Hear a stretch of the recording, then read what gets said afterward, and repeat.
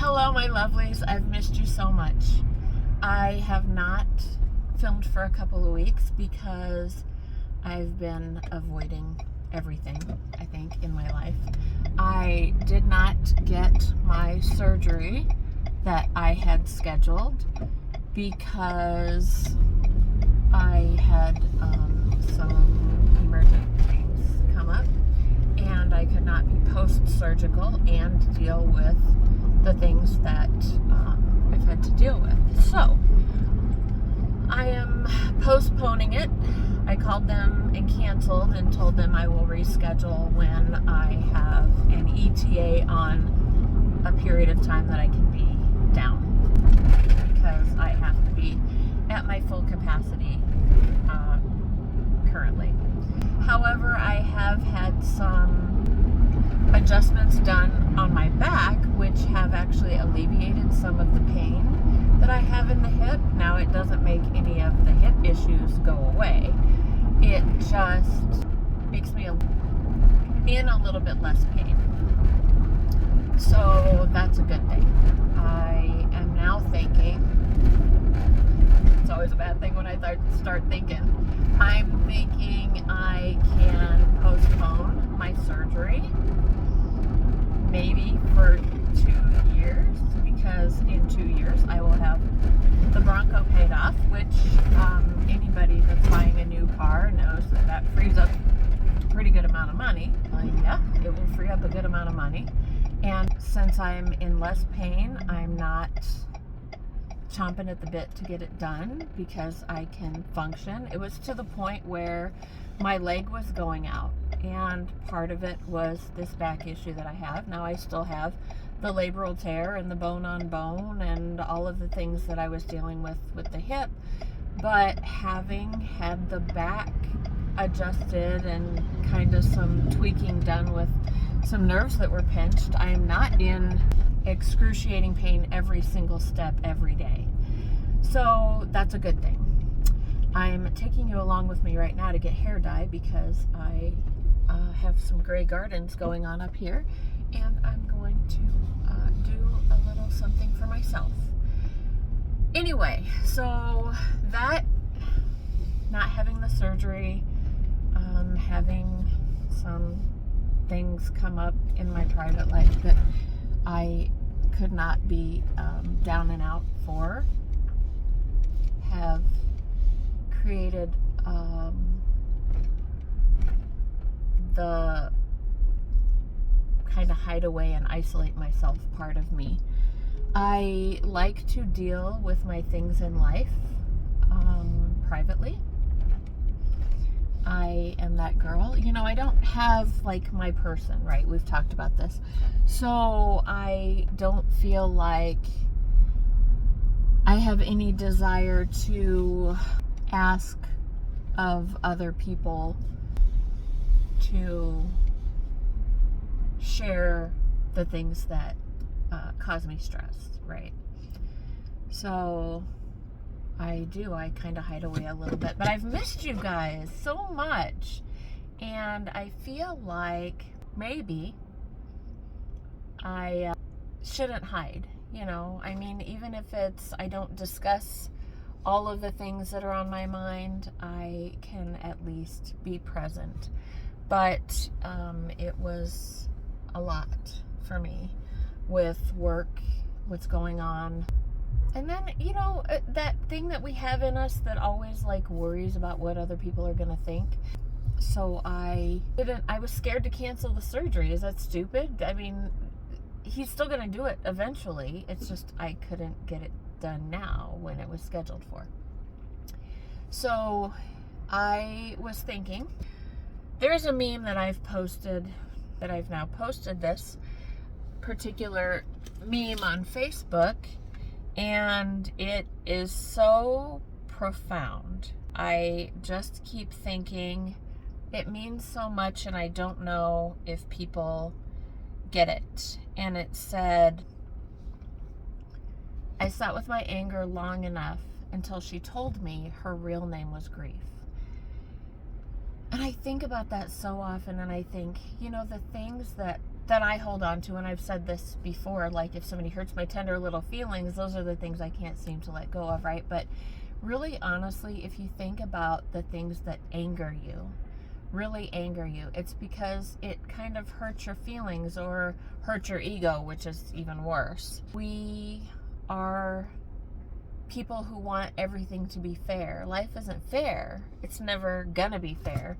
Or people do things to us that we get the sense that they've wronged us, and then we reserve the right to hold a grudge or to get in our feelings and then, chew on it for however long. And even people who kind of react passive aggressively, oh, that doesn't bother me, but then they're kind of douchey to you for whatever amount of time.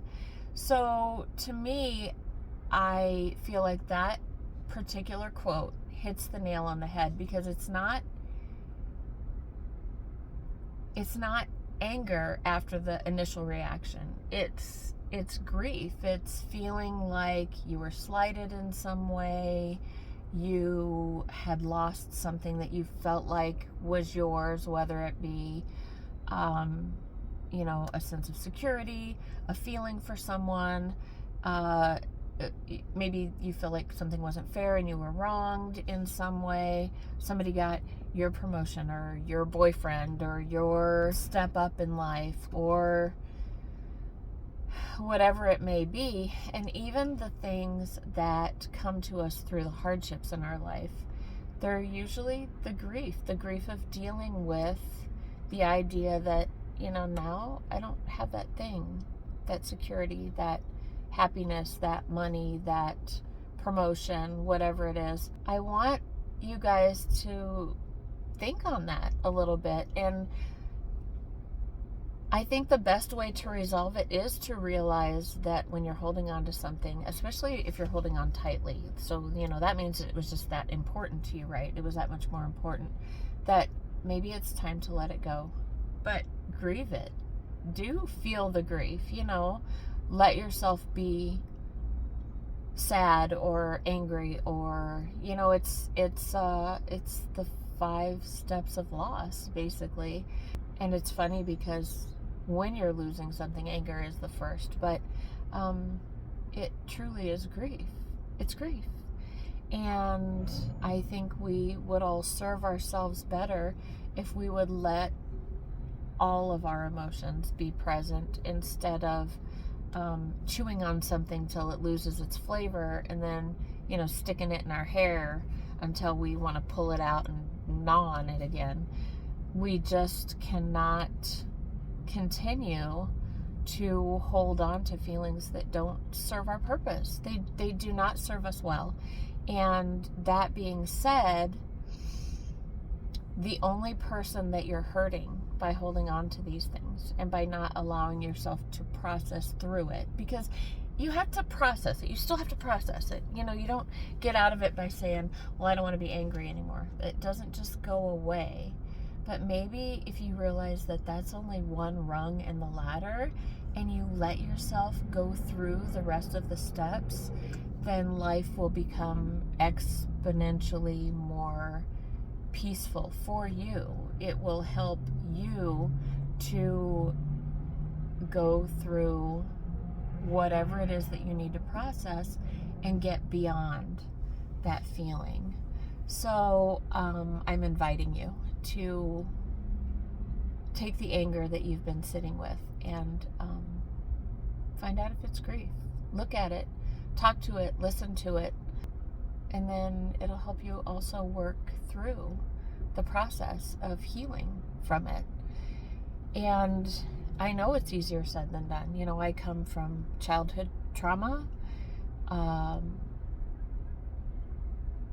Then I was out in the world at a very, very young age. Everything that I've experienced in life has been a struggle. And until I actually started working on my peace, how I want my life to look for me, I didn't know how to process any of the things that I had dragged along the way with me, because that's the other thing that we do. We hold on to these things. They're like our badges of honor, right? Except I don't want them. I don't want to wear them. I don't want them present in my life. I don't want to tuck them away in a box and open them up later. I want to be free from them.